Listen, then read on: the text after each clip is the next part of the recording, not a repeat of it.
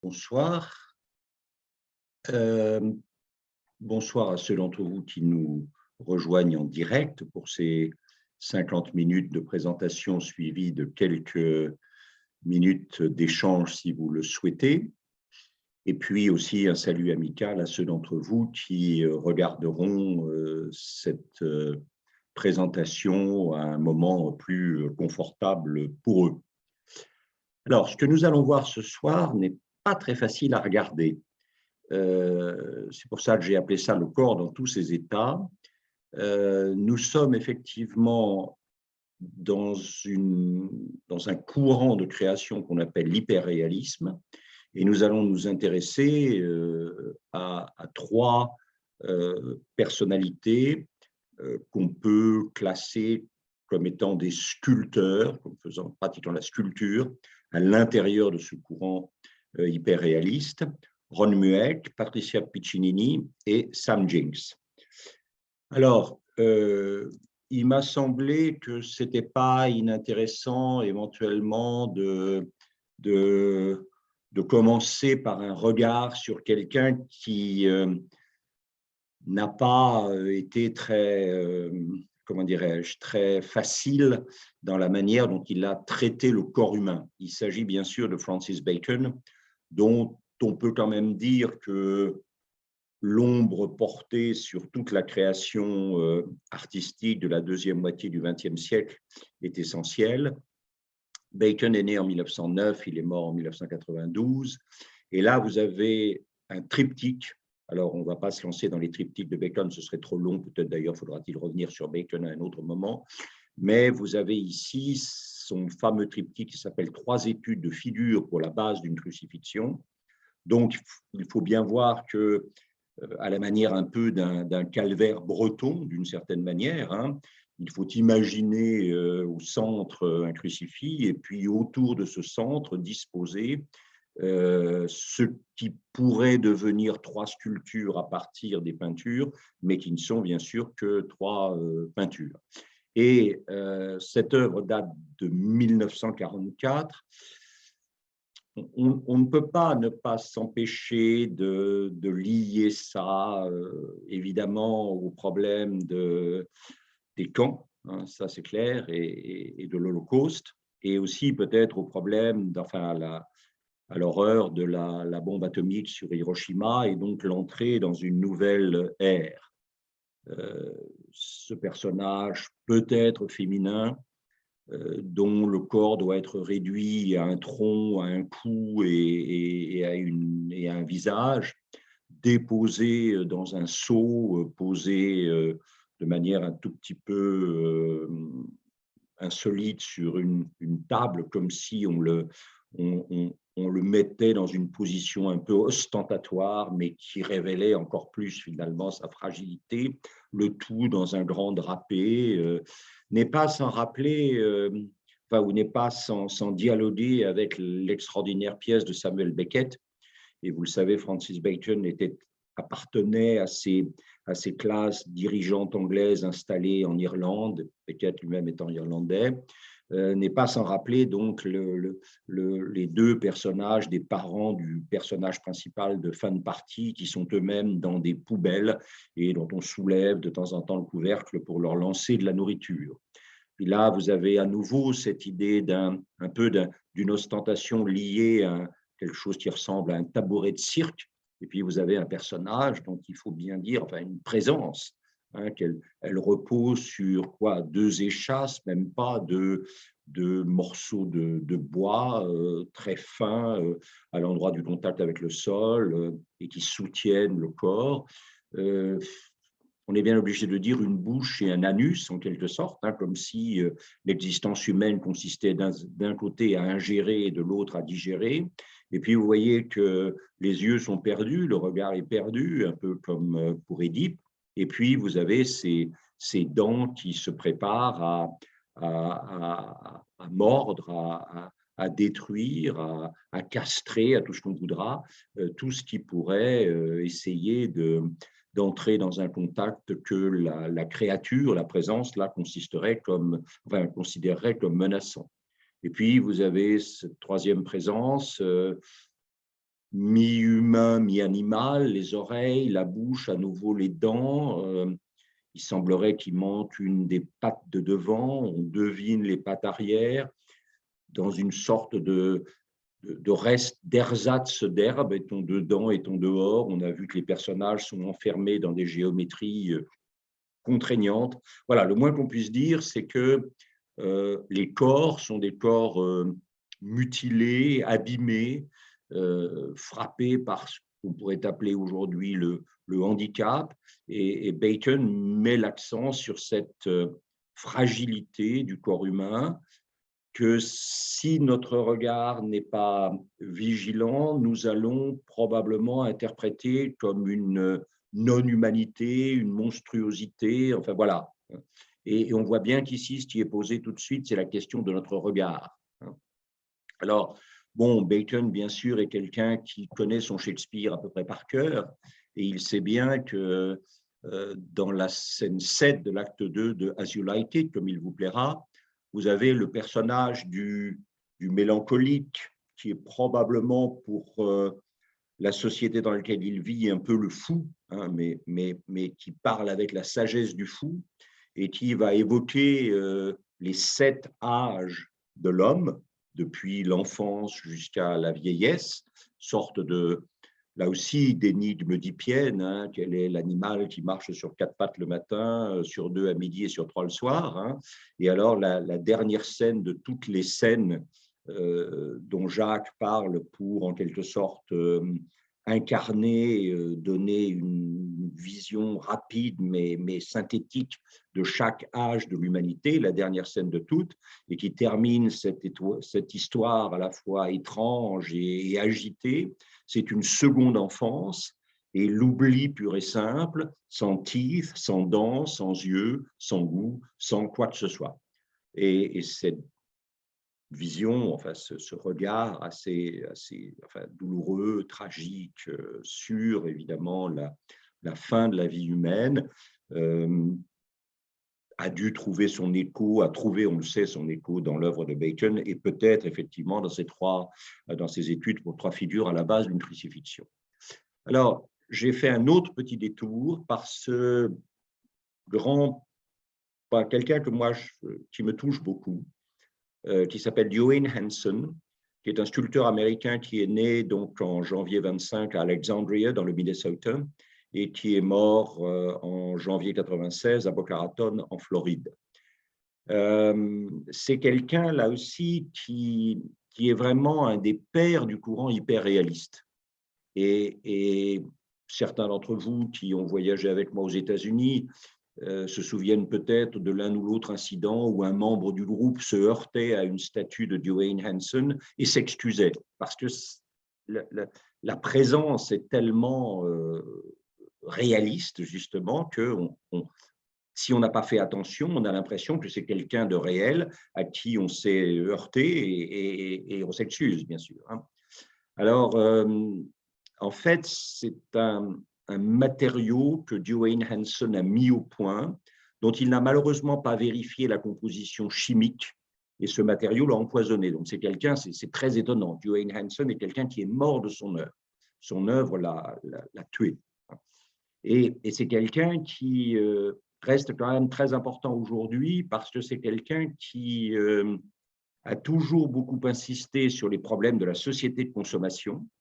Alors, c'est quelqu'un qui, évidemment, est très en activité dans les années 50, 60, voilà, 70. Bon, à un moment où on est dans l'homme unidimensionnel de Marcuse, c'est-à-dire cette question de le défaut de l'être entraîne l'accumulation de l'avoir. C'est-à-dire que parce qu'on n'est pas très sûr de qui on est, on ne vit pas en très bonne intelligence avec soi-même, on est un peu victime du regard des autres dans le domaine de l'être, du par-être, on va accumuler. Et le thème du shopping, le thème de ces femmes qui sont encombrées d'objets, peut-être parce que ces objets les rassurent ou les protègent contre ce qu'elles pensent être le regard jugement des autres, est très fort. Et alors, vous voyez que cette femme, c'est quand même extrêmement émouvant. Enfin, moi, je trouve ça. Alors, évidemment, c'est pas du tout esthétique au sens où. Mais là, la fonction de l'art, c'est encore une fois, on l'a dit à propos de Soutine et de Koukounine, c'est de nous obliger à regarder autrement. C'est de lancer une sorte de défi à notre regard et de nous dire, bon, voilà, comment vous regardez. Bon. Et vous voyez, elle fume. Bon, est-ce qu'elle a des marques peut-être d'une violence conjugale sur son visage? J'en suis pas sûr. L'accumulation des bigoudis est évidemment terrifiante de ridicule. Et en même temps, vous voyez, vous avez ce thème du regard qu'on retrouve toujours chez Dwayne Hanson. Et là, vous avez Queenie, qui est une technicienne de surface, hein, femme qui est par essence, ce sont des gens qu'on ne regarde pas, ce sont des gens qui se savent non regarder, c'est peut-être ça le plus grave. Barclay, je l'ai souvent dit, disait que être, c'est être perçu, hein, et c'est percipi. Et là, on a affaire à des gens qui probablement sentent bien qu'ils ne sont pas regardés, elles ne sont pas regardées, elles ne sont pas perçues, elles ne sont pas perçues. Pourquoi? Parce que Queenie, puisque c'est son nom, appartient à une minorité, qu'elle est, comme disent certains Américains obsédés de political correctness, elle est horizontally challenged, au niveau de l'horizontalité, elle a un problème, voilà, et puis qu'elle est technicienne de surface, tout simplement. Et donc, personne probablement ne la regarde, voilà. Et que ce non-regard la plonge probablement dans une difficulté d'être, hein. Et alors, évidemment, Hanson a dit des choses que moi je trouve assez émouvantes. Ça ne m'intéresse pas de savoir si quelqu'un est riche ou pauvre, si quelqu'un est en bonne santé ou malade. À un moment ou un autre de leur vie sera probablement assez difficile. C'est pour ça que c'est l'une des raisons pour lesquelles mes créations ne sourient jamais. Et c'est vrai que les personnages de Hanson ne sourient pas. Que vous ayez quelqu'un ici qui est un chômeur, hein, et dont le petit bout de carton qui tient annonce qu'il est prêt à travailler pour de la nourriture. Et vous voyez, le travail de l'hyper-réalisme de Hanson est étonnant, hein, où ce touriste probablement parti à la recherche de paradis artificiels, d'exotisme, de voyage, et qui finalement s'endort en attendant une correspondance ou un avion de retour, ou ce monsieur, est-ce un fonctionnaire d'une ville, ou est-ce qu'il est attaché à une collectivité, ou est-ce qu'il est chez lui? En tout cas, il tond évidemment une pelouse. Et vous sentez là aussi que, comme chez les dames, l'obésité est vue par Hanson comme probablement la boîte de coca à la main, comme une manière de consommer, d'avaler, de dévorer, pour se rassurer sur la fragilité de l'être, là aussi, hein. Et alors, la grande question, c'est est-ce qu'on va dans les musées pour voir ça? Je ne sais pas. J'avoue que je ne sais pas, mais je suis très ému de ça parce que Hanson vous dit, au fond, je vous montre quelque chose que peut-être vous ne pourriez pas voir, vous ne voudriez pas voir, vous essayeriez de ne pas voir, et vous, voilà. Et d'un seul coup, en mettant ça dans un musée, je vous apprends à regarder ce qui est hors du champ de l'art, en dehors du musée. Peut-être, hein, je ne sais pas. Moi, c'est cela que ça me dit. Et le malheur de cette femme, enfin la déshérence de cette femme, jusqu'où en est-elle responsable? Qu'est-ce que de cette responsabilité on pourrait rééquilibrer par une présence, Christophe André vient d'écrire un livre sur la consolation. Peut-être certains d'entre vous ont commencé à le lire ou à le travailler. Ce thème de la consolation est important, je trouve.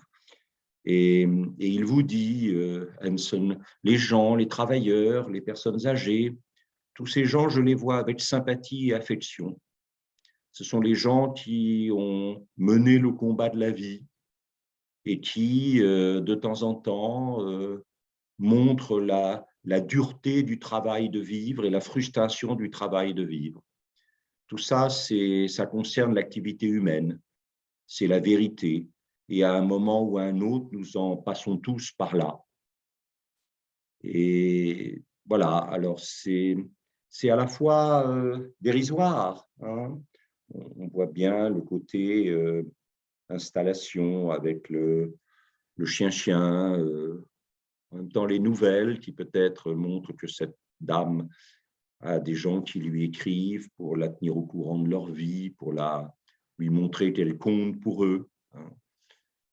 Là aussi, il y a toujours chez Hanson quelque chose sur le tourisme, la consommation. On va ailleurs parce qu'on ne sait plus trop comment habiter ici, hein. Et on est finalement aussi décalé ailleurs qu'on l'est ici. Et puis, ça que je trouve très, très bouleversant, d'abord par l'extraordinaire qualité de l'imitation de l'humain. Alors, on peut aussi penser que l'art ne consiste pas à reproduire le réel, hein, mais encore une fois, la qualité du travail et la vérité de la pose, de ce regard un peu perdu et qui trompe cette perte, cette absence par le fait d'aller chercher dans une poche peut-être quelque chose à manger, peut-être, voilà. Voilà, tout ça, je trouve, est assez bouleversant. Et on disait parfois à Hanson, vous savez, Duane, vos sculptures ne sont pas très jolies. Et il répondait toujours, ça n'a pas à être joli, ça a à faire sens, à avoir du sens. Voilà. Et les gens que nous allons regarder maintenant sont des gens qui connaissent Hanson, qui ont rendu hommage à Hanson. Il n'est pas le seul, on aurait pu imaginer d'autres chemins. Alors, Ron Mueck, alors ça, ce n'est pas inimportant. C'est-à-dire que c'est quelqu'un qui est né à Melbourne en 1958. Et vous allez voir que les trois personnages dont nous allons parler, donc Piccinini, James, et puis on commence par Mueck parce que c'est le plus âgé, ces personnages-là sont tous les trois australiens.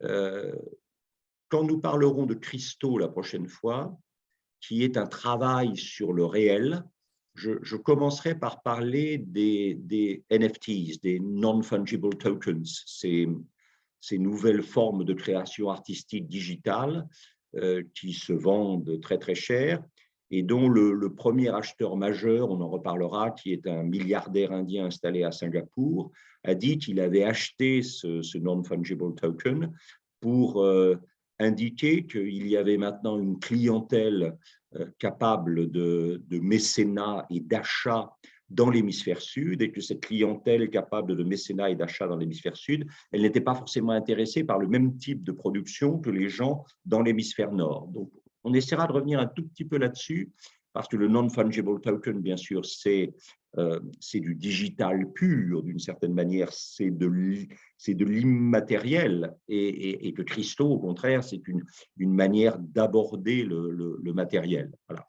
Alors ça, c'est un autoportrait de Ron Mueck, hein. Et alors, un des aspects fondamentaux, vous voyez l'hyperréalisme du visage, à peine rasé, il ne manque pas une ride, etc. Et alors, évidemment, ce qui est toujours très étonnant, c'est la taille. Ron Mueck est quelqu'un, il n'est pas le seul, Piccinini et Jeans se joueront un peu avec ça, mais lui, c'est vraiment très, très important. C'est la taille. C'est petit côté, si vous voulez, Gulliver, hein. On a l'impression, dans un premier temps, d'être Gulliver chez les géants, à Brobdingnac, et puis on se retrouve assez vite un Gulliver chez les Lilliput. Et du coup, il attire votre attention sur tout un tas de choses, encore une fois, sur lesquelles nous nous passons dans le quotidien. Peut-être c'est mieux d'ailleurs de passer, hein, mais lui convoque notre regard à s'arrêter sur les détails du corps. Et pour vous donner une idée, le voilà en train de travailler sur une œuvre qui était présentée lors de la dernière. Alors, Piccinini et James, dont on va parler ensuite, ont très peu été présentés en France. Ron Mueck a eu, il y a quelques années, une grande exposition. Moi, dans cette exposition, je l'avais découvert à la Fondation Cartier. Et c'est une exposition qui m'avait marqué, et je ne pense pas être le seul à avoir été marqué par. Alors, vous voyez, là aussi, ce bébé, dont au fond, on vous montre la difficulté du travail pour émerger à la vie, parce que c'est visiblement un enfant qui vient de sortir du corps de sa mère, il y a encore du sang, il n'a pas été lavé. Là, encore une fois, je comprends très bien que vous vous disiez, mais on est là, enfin, bon, où est-ce qu'il nous emmène? Alors, voilà, encore une fois, ce sont des gens, Jeans, Piccinini et Muet, qui ont pignon sur rue, hein, à Liège, au musée de la Bovary, qui est un musée important en Wallonie, probablement le musée le plus important de Wallonie, puisque Bruxelles est situé à la lisière des deux entités culturelles de Belgique. Il y a eu l'année dernière une exposition majeure sur ces gens-là. Et alors évidemment, c'est très intéressant parce que, enfin moi ça me touche parce que on sent bien qu'à la fois il y a une fragilité, hein, regardez les taches de sang qu'on voit encore, le bébé n'a pas été lavé, etc. Bon, et en même temps, il y a une espèce de puissance, puisque là aussi, quand, vous voyez, les problèmes d'échelle sont complètement fous, hein. Et c'est curieux parce que ces problèmes d'échelle sont un peu les nôtres, hein. Si vous réfléchissez à ce que c'est qu'une crise, hein, et alors on peut espérer qu'on est en fin de crise, mais une crise, c'est quand même un moment qui fait bouger les échelles. Les choses très, très importantes deviennent finalement très peu importantes, et les choses très peu importantes, tout d'un coup, s'affirment avec une intensité de présence qui fait qu'on ne peut pas biaiser avec, on est obligé de prendre en compte ces choses-là. Voilà, c'est à la fois la puissance et la fragilité, hein, une sorte d'oxymore assez étonnant dans l'œuvre de Mueck. Alors, quelquefois, évidemment, il vous montre, par exemple, ce nu féminin en train de porter un énorme fagot de bois. Alors, je pense que grâce au socle, vous voyez bien que ce nu féminin est en fait tout petit et que, évidemment, elle ploie sous le poids de quelque chose qui n'est pas énorme, mais qui, par rapport à elle, prend des dimensions étonnantes. Là, vous avez un travail de réalisme du corps, des cheveux, des cicatrices, des rides, des marques, des bourrelets, des titillets, quand même absolument étonnant. Et vous avez vu la façon dont Mueck travaille tout à l'heure. Et il y a une vraie attention à ce que j'appellerais un peu les cicatrices de la vie, si vous voulez, les choses qui révèlent peut-être le fait qu'on a un peu trop mangé, un peu trop bu, que peut-être on s'est battu ou qu'on vous a battu, et que le temps passe et qu'il laisse des marques, bien sûr, sur le corps. Alors évidemment, quand vous regardez la taille, c'est assez saisissant. Alors est-ce que on est en train de nous dire, il y a des gens comme ça qui apparaissent tout petits, là aussi, parce que personne ne les regarde, qui sont dans un sentiment de grande fragilité, d'inutilité, de ne compter pour rien dans le monde. Et la question, c'est est-ce que par le regard, on pourrait leur donner, voilà.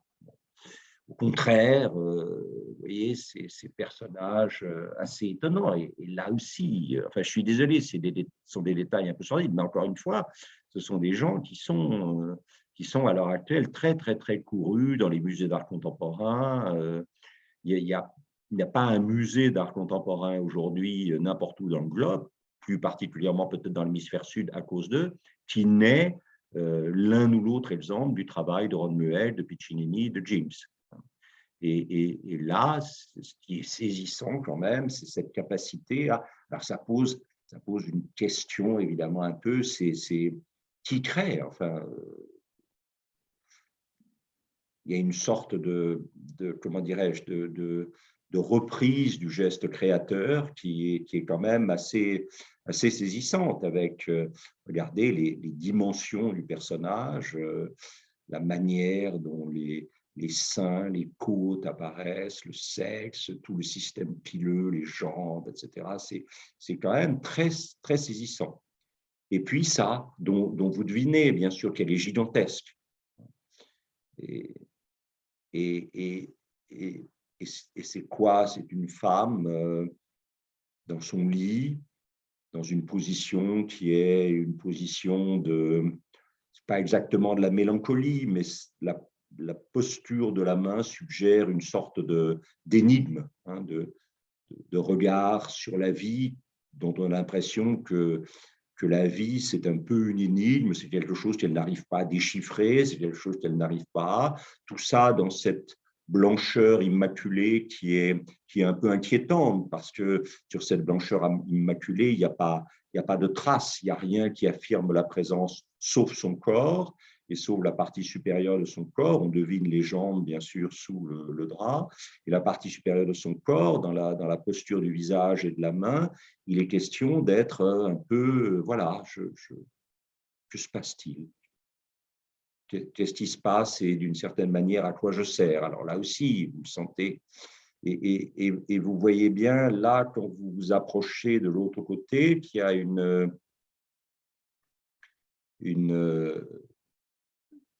quelque chose d'un peu bouleversant sur les yeux rougis, peut-être par les larmes. Enfin, voilà. À nouveau, c'est question d'échelle, personnage qui représente un peu comme chez Joanne Hanson tout à l'heure, l'obsession des courses et du shopping, et une mère qui a glissé son enfant devant elle. Et que ce soit les vêtements, que ce soit le sac plastique, tout ça, l'enfant qui regarde la mère. Puis tout d'un coup, vous vous apercevez qu'en fait, elle est minuscule.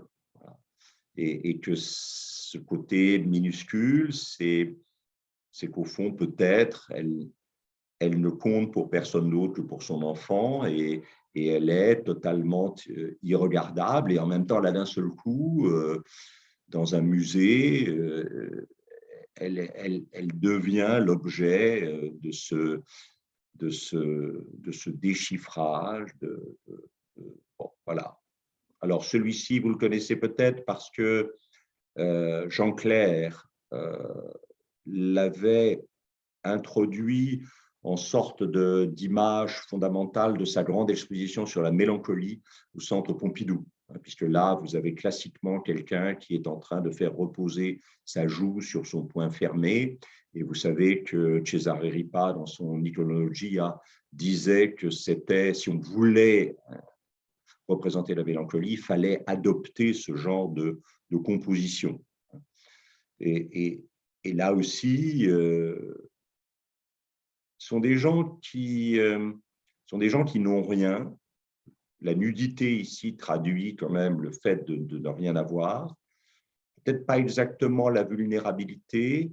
Et est-ce que ce rien avoir correspond à une richesse supplémentaire de l'être? Ce n'est pas tout à fait sûr.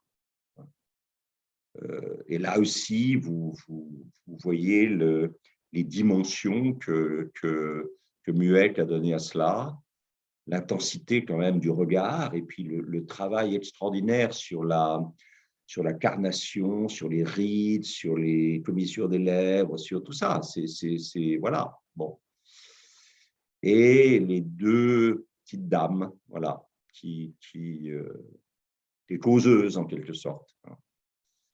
Et dont assez vite on perçoit que voilà, vous avez juxtaposé, vous voyez, dans la même pièce, et ça c'était à la Fondation Cartier, vous aviez les deux causeuses, et puis derrière la dame au lit de façon étonnante. Et puis, bien sûr, ça, qui avait créé pas mal de surprises. Alors, bon, maintenant que vous savez, en regardant les vitres qui sont derrière, vous pouvez vous apercevoir que cet adolescent est en fait énorme.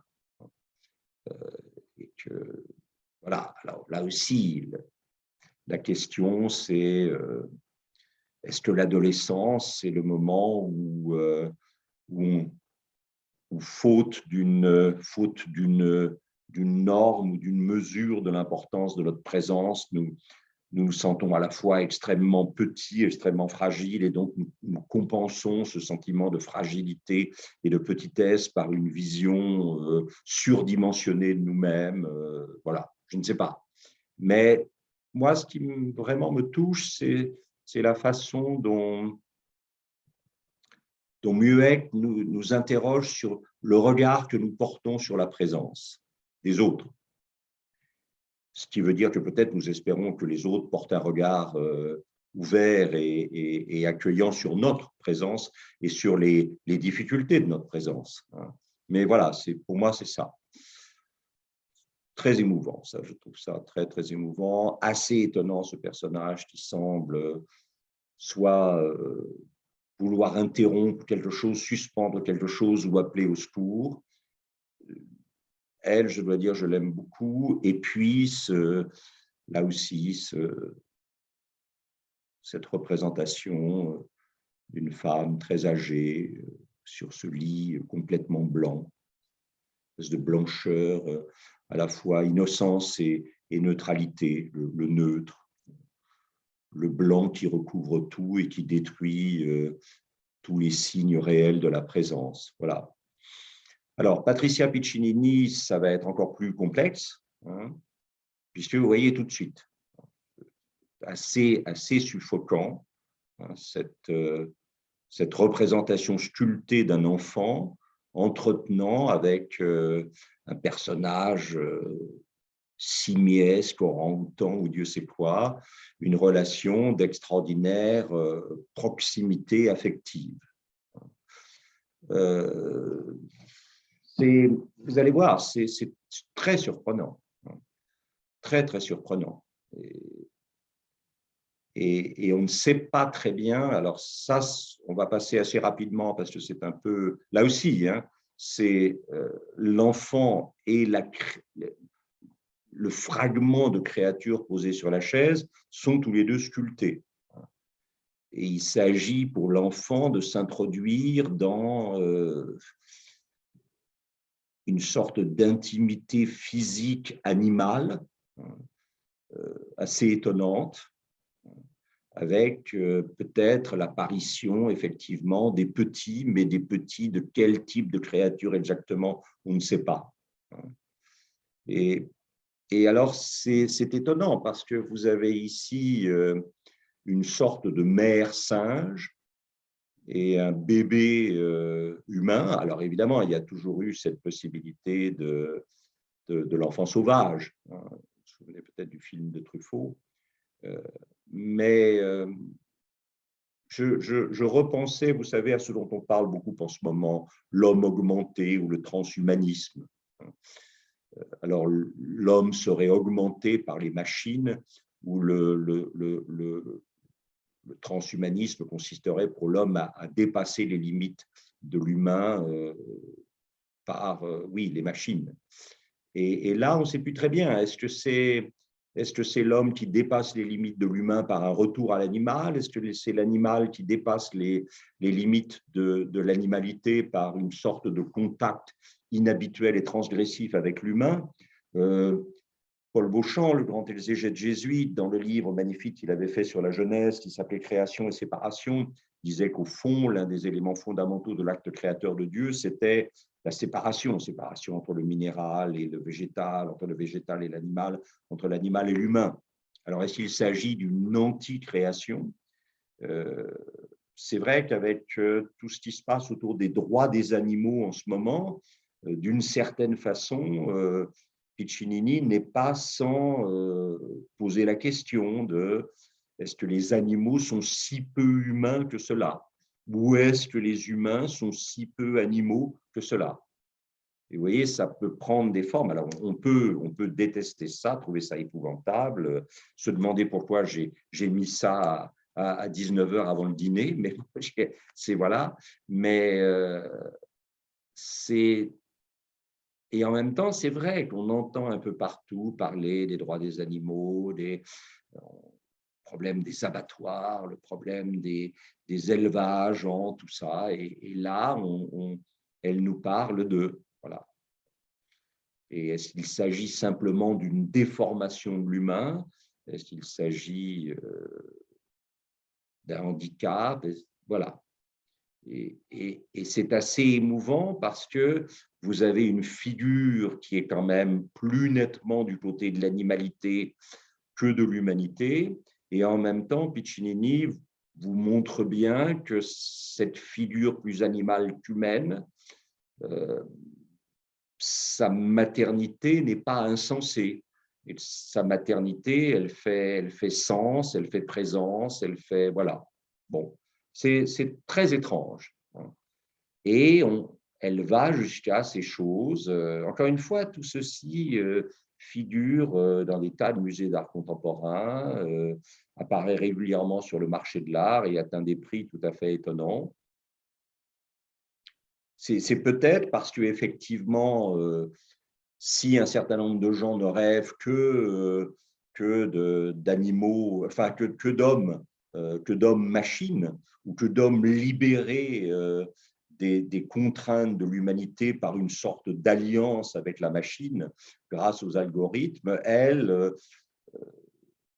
Piccinini nous dit peut-être, mais est-ce que finalement le rapport avec l'animal n'est pas un rapport plus essentiellement proche que le rapport avec la machine? Est-ce que l'animal n'est pas plus humain que la machine? Et est-ce que ce n'est pas dans un rapport avec l'animal ou dans un rapport de l'animal à l'humain qu'on trouve… Je ne sais pas. Je suis très frappé. Voilà. Je suis très frappé et étonné de la… Si vous vous intéressez à l'art contemporain et si vous suivez un tout petit peu, ce sont des gens qui sont exposés partout, qui sont présentés partout. Et encore une fois, tous… Alors, elle est née, Patricia Piccinini, en Sierra Leone, mais en fait, elle vit en Australie depuis très, très jeune. Voilà. Et ça, c'est assez surprenant, une sorte de darwinisme un peu… voilà. Le singe, ou ce qu'il reste du singe dans une créature qui est déjà aux trois quarts humaine et qui porte effectivement l'humain. Alors, James est aussi quelqu'un que moi je trouve très touchant. C'est le plus jeune des trois. Il est né dans une petite ville de l'État de Victoria, puisque vous savez que l'Australie est une fédération et qu'il y a un État qu'on appelle l'État de Victoria. Et James est né dans cet État de Victoria, dans une petite ville qui s'appelle Bendigo, en 1973. Encore une fois, on en reparlera avec les NFTs la prochaine fois, mais je crois qu'il faut bien voir que ça soit dans l'accès au marché de l'art, que ça soit dans la création, l'hémisphère sud. On est en plein Indo-Pacifique, là, et vous savez combien l'Indo-Pacifique est en train de devenir important, à la fois au niveau des relations internationales, au niveau de la stratégie, au niveau des relations économiques et commerciales. Bon, nous avons perdu nos sous-marins, mais ce n'est peut-être pas par hasard, c'est peut-être parce qu'on n'avait pas assez réfléchi sur ce que c'était que l'Indo-Pacifique. Visiblement, la Chine aspire à s'installer. Donc voilà. Alors, c'est un autoportrait de James, et où on a, au fond, là aussi, on peut trouver ça absolument inregardable. Alors, moi, je pense, ayant un tout petit peu lu James et travaillé, il vous dit, au fond, est-ce que quand nous regardons les gens, nous ne les regardons pas comme ça? Alors, bien sûr que non, pas nous. Et encore, quand même, de temps en temps, si on est un peu si on est un peu objectif avec soi-même, pas vous bien sûr, mais moi je me dis, ah, est-on jamais assez attentif? C'était Max-Paul Fouché avait écrit à un moment une série de nouvelles, et j'oublie maintenant comment la série de nouvelles s'appelait, mais j'avais retenu la dernière phrase d'une des nouvelles qui est « Est-on jamais assez attentif ?» Et vous le savez, je crois que je l'ai dit plusieurs fois, Malebranche, cette formule magnifique, l'attention est la prière naturelle de l'âme. Et je pense que, enfin, moi en tout cas, il y a quand même des gens que je regarde, ça doit leur faire l'impression qu'ils sont comme ça. Voilà. Bon, mais bon, alors évidemment, on est revenu dans le thème classique de la vanité. C'est-à-dire qu'au lieu d'avoir sur une table, au milieu d'objets qui parlent de richesse, qui parlent de culture, qui parlent de sensations, de consommation, etc., au lieu d'avoir un crâne de mort ou une bulle de savon ou une mèche de bougie qui fume encore, ben là, vous avez quelqu'un qui, c'est aussi un autoportrait de James, qui se coupe en deux et puis qui fait apparaître à côté d'une moitié du visage vivant.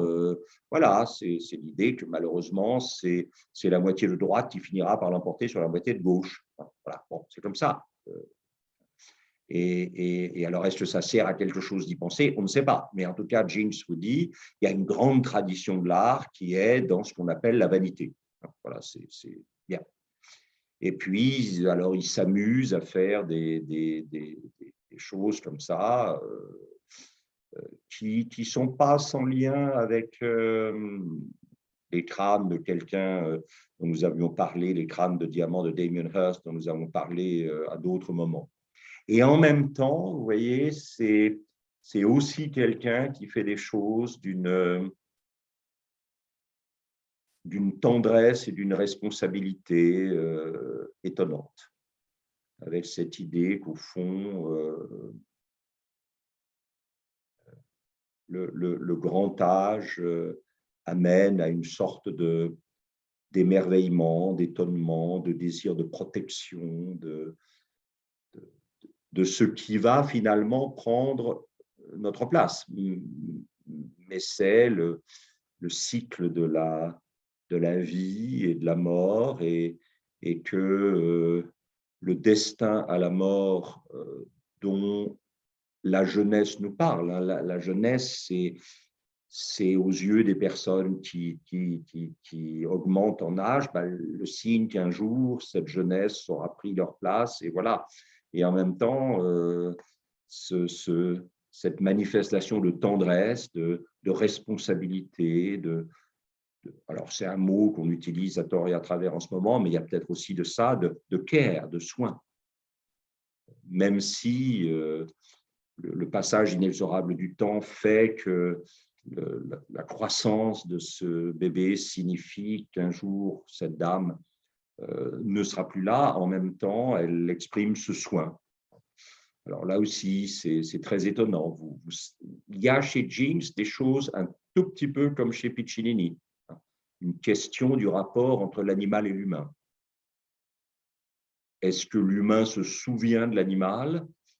Est-ce qu'il tient l'animal à distance? On est un tout petit peu, si vous voulez, je ne l'ai pas dit à propos de Piccinini, mais on peut le dire maintenant, il y a, qu'on le veuille ou non, nous sommes des post-darwiniens.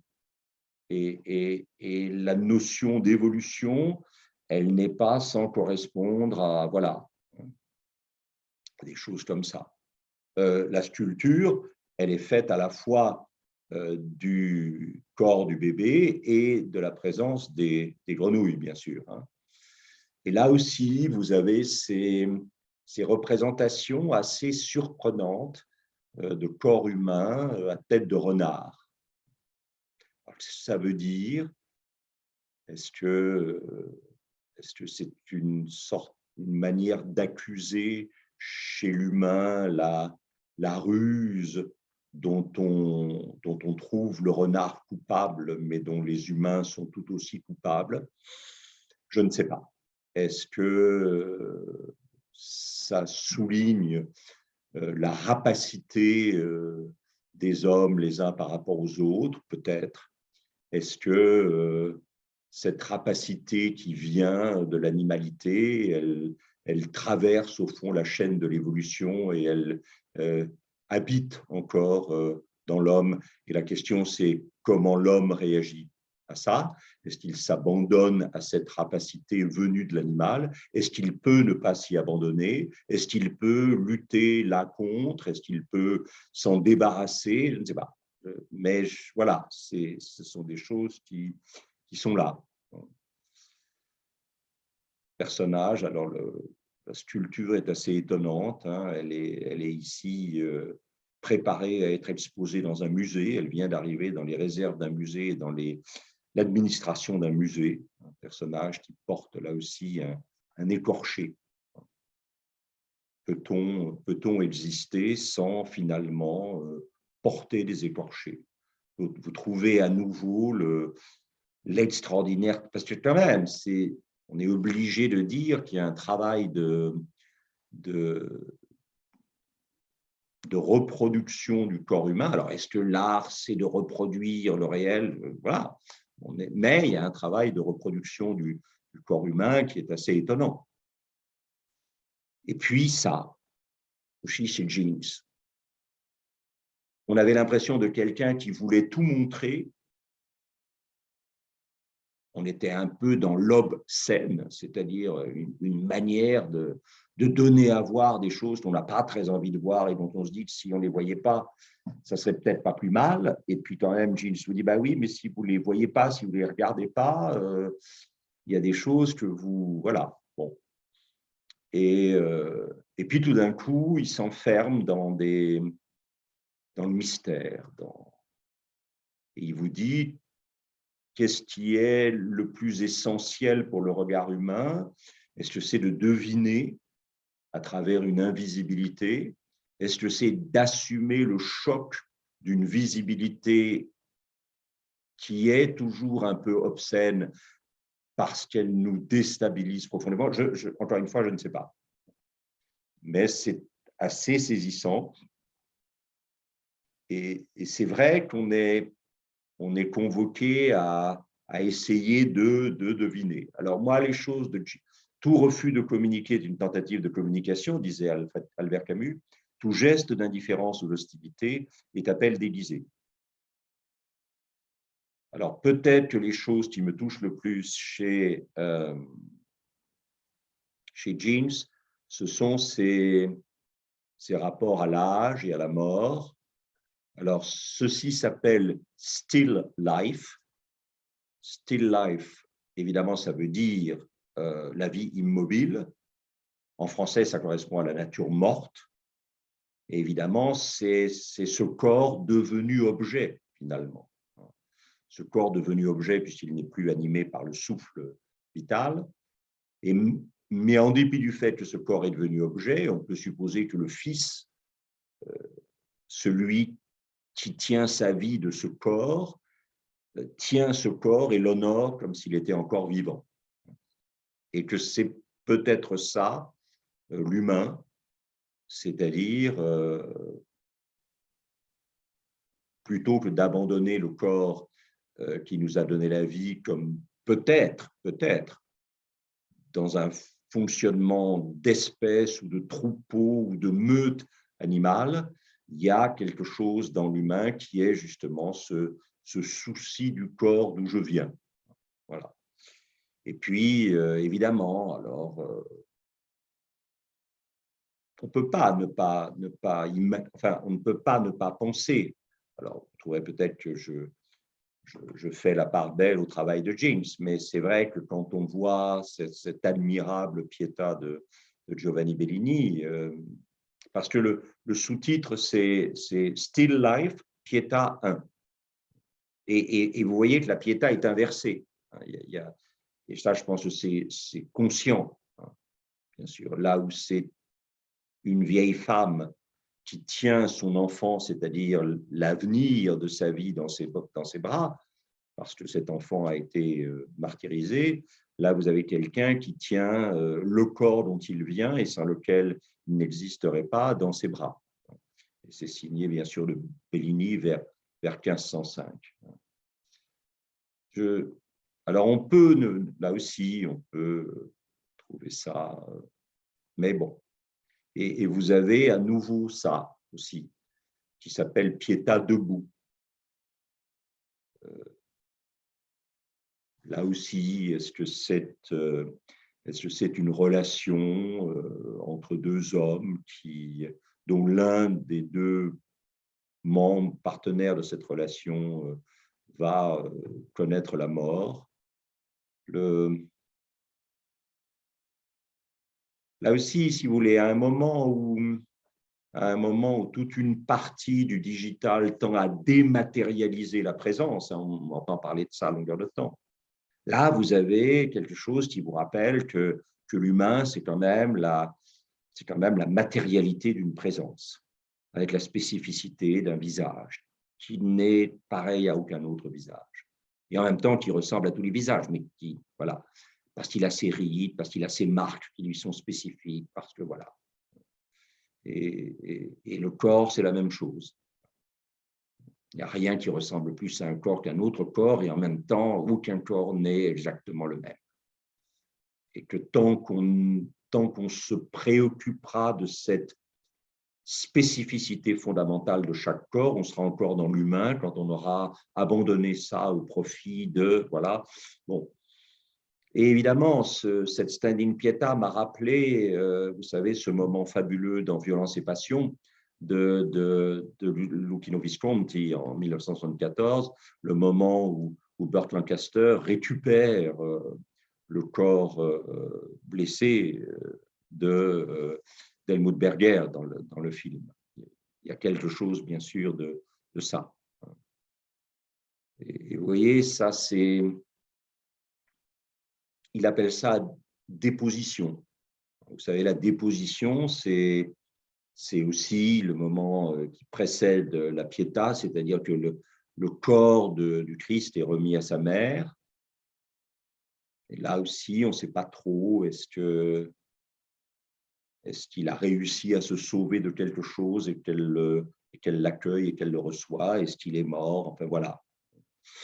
Je suis désolé, mais j'ai pensé à ce qui, pour moi, reste un des endroits les plus fabuleux de toute l'Italie. Je ne sais pas si vous connaissez ça, j'espère que vous connaissez ça. C'est un personnage, ce sculpteur assez étonnant qui est déjà quand même très Cinquecento, hein, on est effectivement au 15e.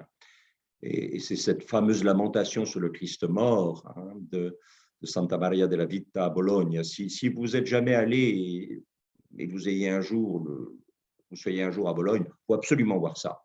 Il faut parfois réserver, mais il faut absolument voir ça. C'est absolument étonnant. Alors, il y a ce problème extraordinaire d'un Saint Jean au centre avec la Vierge. Alors, les statues ne sont pas toujours agencées dans le même ordre, parce qu'il y a des spécialistes de Niccolò dell'Arca qui ne sont pas d'accord sur l'organisation de l'espace. Mais en gros, vous avez Saint Jean au premier plan. Là, vous voyez la Vierge est sur sa gauche à lui. Hein, voilà, très probablement Joseph d'Arimathie ou Nicodème à gauche, et puis les saintes femmes. Et alors Jean est là, on a déplacé la Vierge à sa droite, ce qui paraît plus logique. Et puis alors vous avez les deux femmes qui sont à la gauche de Jean. Si vous voulez, c'est le contraire du saint-sulpicianisme. Hein. Quelquefois, dans des représentations, en particulier 19e, ou même, voilà, où on a l'impression qu'au fond, ah ben, le Christ est sur la croix, oui, c'est dommage, tant pis, voilà, mais que tout le monde est très calme et très tranquille et que ça ne pose pas de problème. Hein. Et là, chez Niccolò dell'Arca, ça pose un problème, parce que vous voyez là, alors tout le monde s'accorde à reconnaître Marie-Madeleine, et on voit bien que Marie-Madeleine n'a pas compris tout de suite ce qui allait se passer. Elle arrive en courant, les vêtements au vent, et c'est superbe. Hein. Le travail de sculpture, c'est magnifique. Et elle hurle, là c'est quand la disposition générale avait été changée. Mais ce qui est fabuleux, c'est le hurlement à la mort, hein, des deux femmes, qui est extraordinaire. Et vous voyez, ça, c'est pas non plus beau. Dans les critères, enfin, c'est pas joli, en tout cas. c'est beau, je pense, mais ce n'est pas joli. Hein. C'est pour ça que je me méfie un tout petit peu d'un regard sur les trois qu'on a vus, là, même Dewey Hanson d'ailleurs, même Bacon, qui nous amènerait à trouver que ce n'est pas joli. Là, je crois qu'on ne serait pas là où il faut qu'on soit. Hein.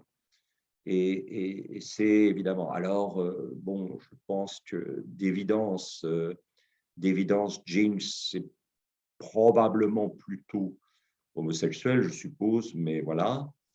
Et évidemment, ici, vous avez cette idée qu'il y a une séduction mortifère de l'être aimé. Il y a toujours quelque chose de médusant dans l'être aimé, et cette séduction, elle peut être effectivement mortifère. Et alors, évidemment, là, James aussi. Alors, c'est moi qui ai fait le rapport entre les Pietà et les dépositions de James et puis Niccolò dell'Arca. Mais là, vous sentez bien que James, il veut que vous fassiez le rapport avec la Méduse de Caravage. C'est clair, c'est évident. Et il reprend une sorte de tradition du fait que, pour reprendre le vocabulaire de Barthes dans les fragments d'un discours amoureux, le sujet amoureux est toujours paralysé et défait par l'objet aimé de façon qui peut être dangereuse pour le sujet amoureux, d'où peut-être la nécessité pour le sujet amoureux de trancher la puissance qu'exerce sur lui l'objet aimé. Voilà, c'était… bon, vous n'êtes pas obligé d'aimer ça, vous trouverez peut-être ça très, très étrange, mais voilà, il y a un vrai problème. Alors, je pense que ce problème de l'hyperréalisme est d'autant plus aujourd'hui à l'œuvre dans certains lieux de création artistique, à cause, encore une fois, de la déréalisation du monde et de la déréalisation de la présence par le digital. Ça, je pense que des gens comme Newegg et des gens comme Piccinini et comme James trouvent qu'il y a un danger de déréalisation. La digitalisation de la présence, c'est quand même…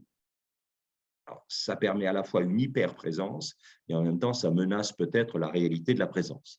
Voilà, si vous aviez des questions, je ne suis pas sûr de pouvoir y répondre, mais ce serait avec grand plaisir. Et je laisse notre chère Catherine nous dire ça. Alors, Christian, 2 questions sur les premières statues que nous avons vues. On vous demande en quelle matière elles sont faites et si ce sont des vrais cheveux.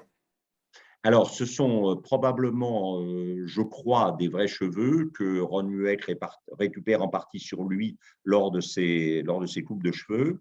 Et puis, ce sont des matières, alors là aussi, ce sont des composés chimiques avec des sortes de caoutchouc. Mais ça, chacun des artistes conserve jalousement le secret de ces matières.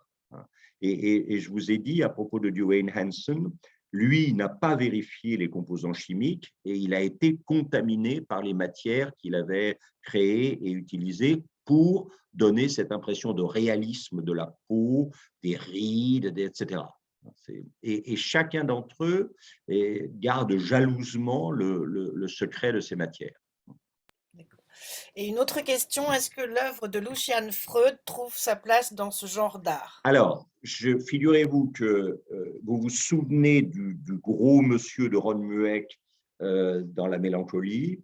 Bon, là, j'avais décidé de parler uniquement de sculpture, en faisant quand même une ouverture sur Bacon. Il est évident que les représentations de corps massifs, féminins ou masculins, de Lucian Freud trouvent parfaitement leur place là. La seule chose, évidemment, c'est que, si vous voulez, la peinture est peut-être moins déstabilisante que le contact avec la sculpture. Vous avez vu, la sculpture, vous pouvez tourner autour. Alors, évidemment, dans les problèmes des tailles de Mueck, c'est assez fascinant.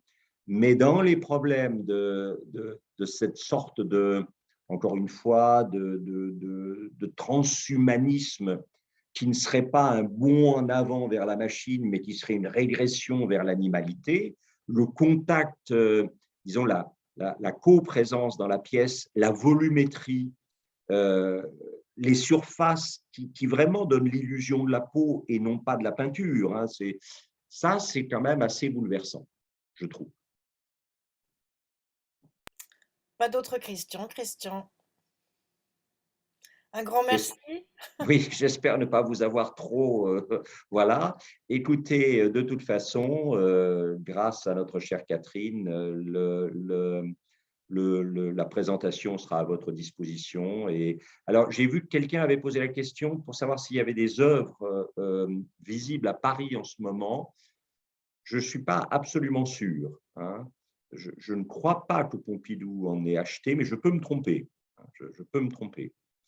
Si ça, s'il y en avait visible à Paris, ça serait peut-être plutôt vers, vous savez, la partie, je ne vais plus retrouver le nom, mais la partie, quand vous arrivez devant le musée d'art moderne de la ville de Paris, il y a la partie gauche où il y avait l'exposition des Albers, et puis dans la partie droite, vous avez vraiment une option art contemporain. À mon avis, c'est un peu en suivant la programmation de cet endroit-là, dont j'essaierai de retrouver le nom et qu'au besoin, Sybille aura la gentillesse de vous envoyer. C'est probablement en étant vigilant sur ce qui se passe dans cet endroit-là que vous pourriez peut-être voir de ce genre de choses, des visus.